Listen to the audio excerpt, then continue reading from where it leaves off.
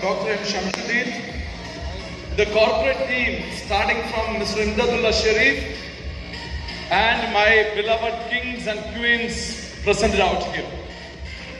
First of all, heartiest congratulations to my young friend, Mr. Francis Hussain, for securing the 2021 Icon title. See, it's like a 26-year-old boy. The only minus point Francis had, as per the jury, it is he is too young to receive this. In such a young age, if a person receives such a big title, he may, success is too tough to digest. So that may fire back in the later stage, but I am sure he is a very level-headed boy. Age cannot be a barrier. After listening his speech, I am very sure that he will keep his feet on the ground and he will be humble enough and he will take the pride of the entire youngsters in Viva to the greater heights.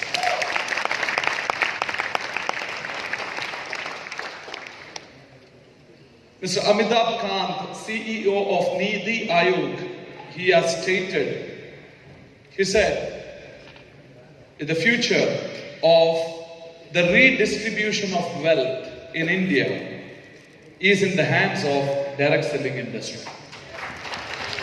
Whoa. This is an industry which the country is looking forward. So we recognize this industry.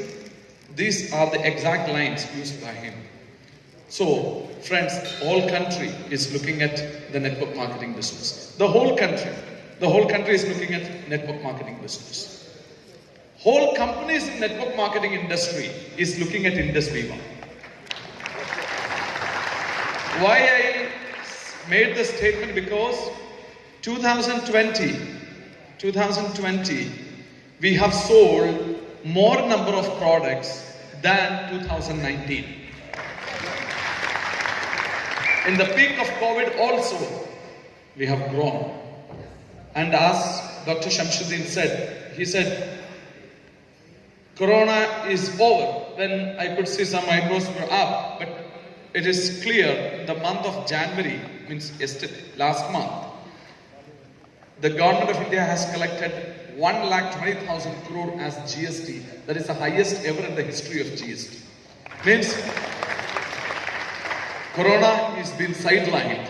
The economy is back. Economy is back. See friends, Ashoka the Great is such a fantastic ruler the country has ever seen. Not much information is available about Ashoka, but there is one quote available about Ashoka. Before I talk about that, I just want to tell one important point. There are so many network marketing companies in India, then why Indus Viva? Why Indus Viva? One thing I can say very proudly, I don't know about other companies, but in Indus Viva, one thing is very clear. And in my experience in this industry throughout these years, I believe Indus Viva is the only company with this particular philosophy.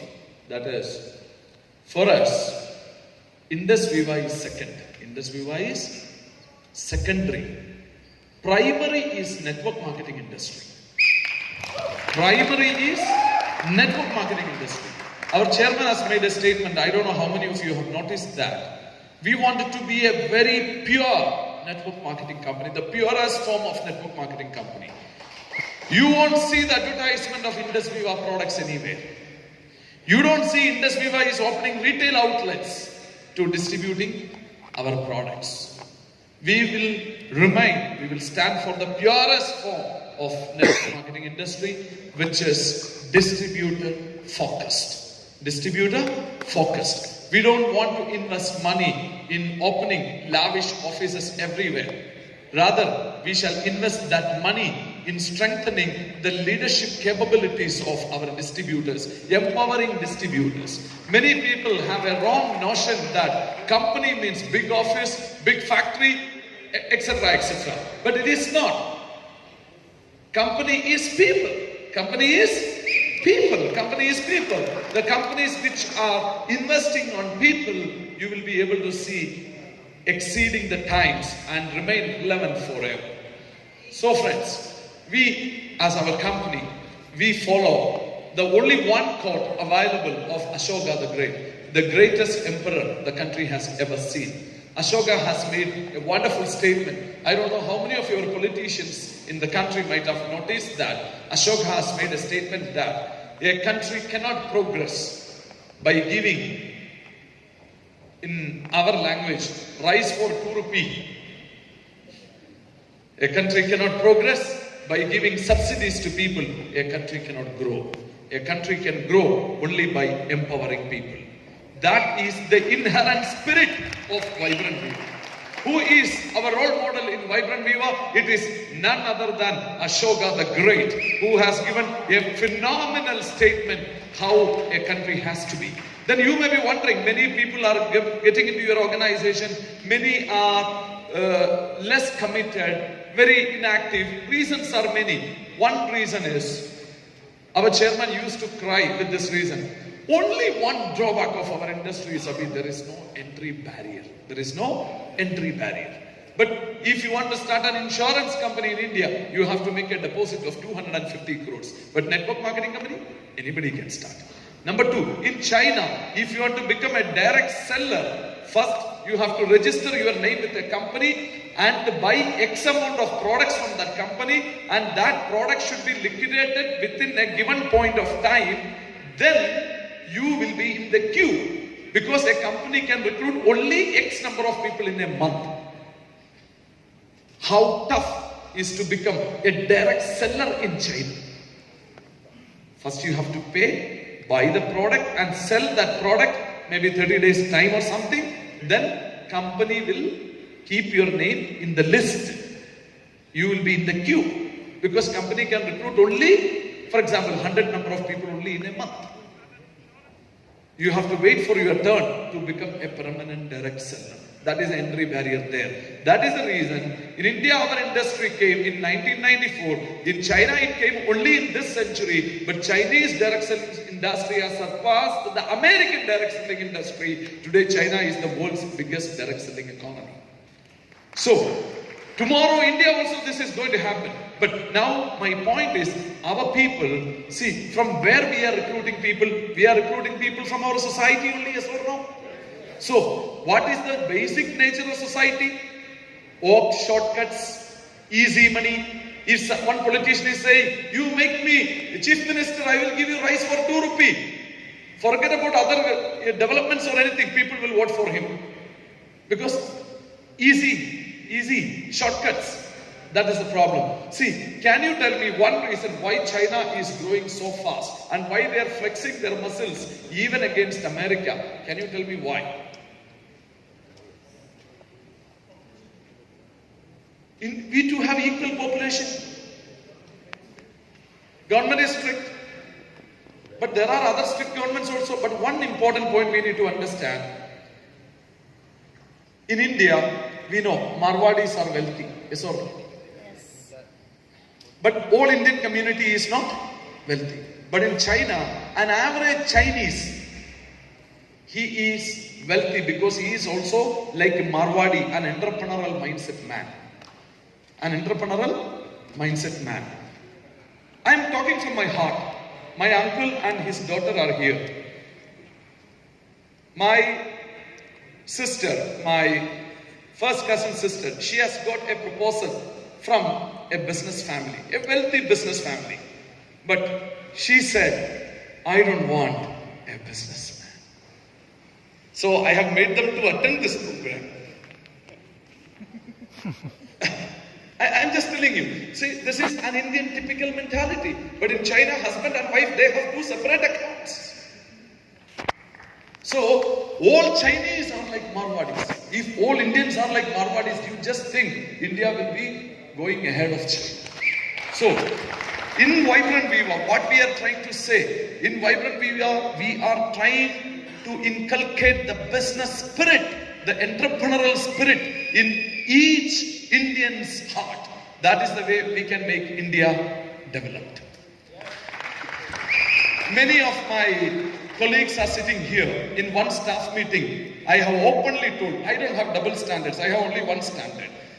In that meeting, I have openly told, through employment, nobody can come up in life. All assistant managers and about some 40 people were sitting, I could see their face become small. See, I cannot say one here, something else, elsewhere.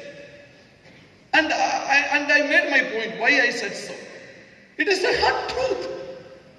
So, the point out here is, when people are entering to business, you are actually developing, or actually you are empowering him to become an entrepreneur. An entrepreneur means a man who activates his wings and fly. Others are actually, although they have wings, but they are not using that wings, and like we used to say, eagle and chicken story. That's it. So, when you are recruiting people from the society, average Indian, they all are looking for what?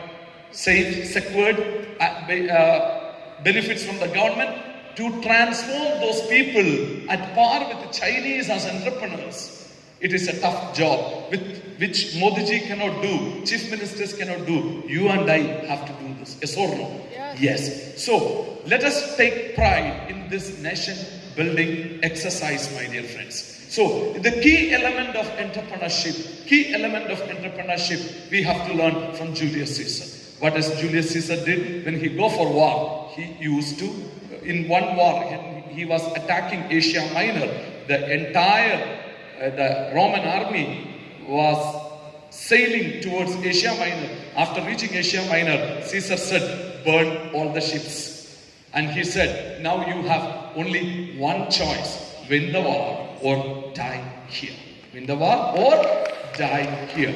Let me conclude my session with one more quote of Napoleon Bonaparte. Napoleon said, an army of 100 lions led by a dog, all will die in the streets like a dog. But an army of dogs led by a lion will fight like a lion in the battlefield. So, friends, you be the second.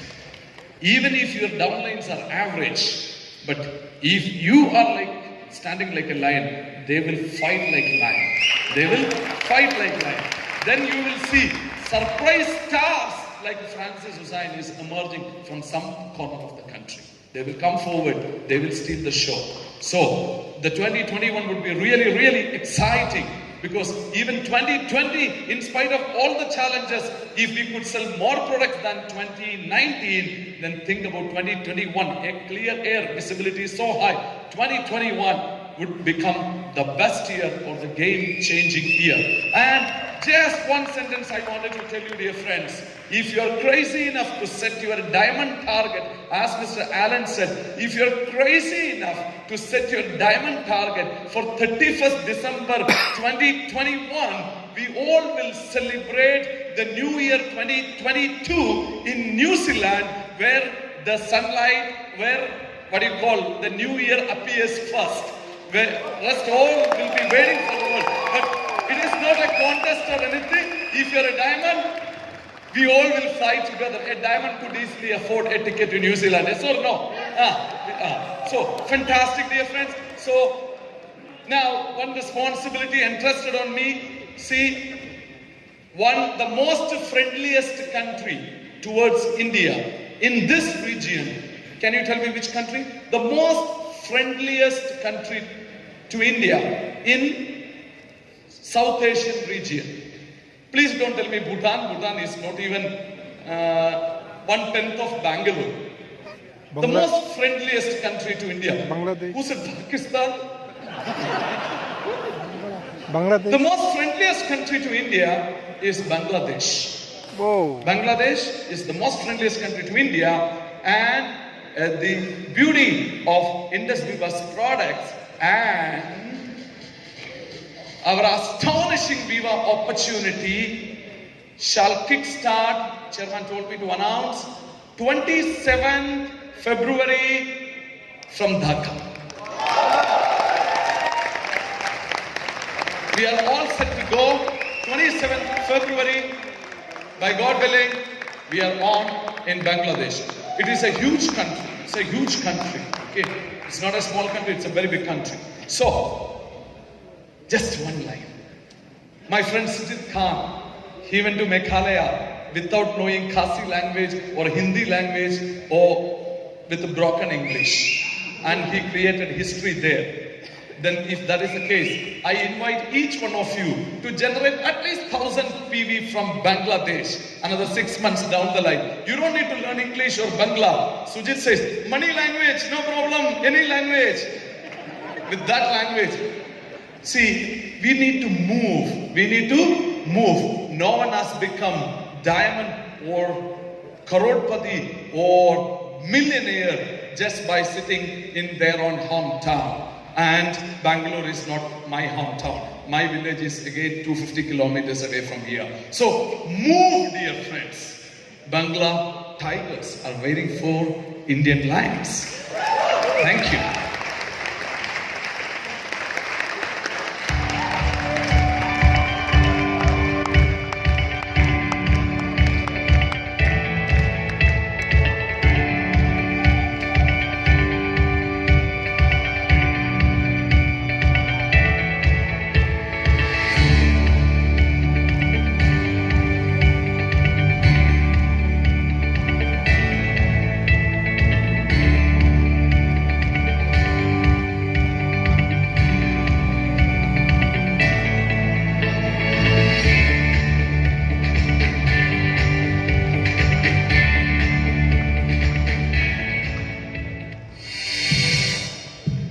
Wow.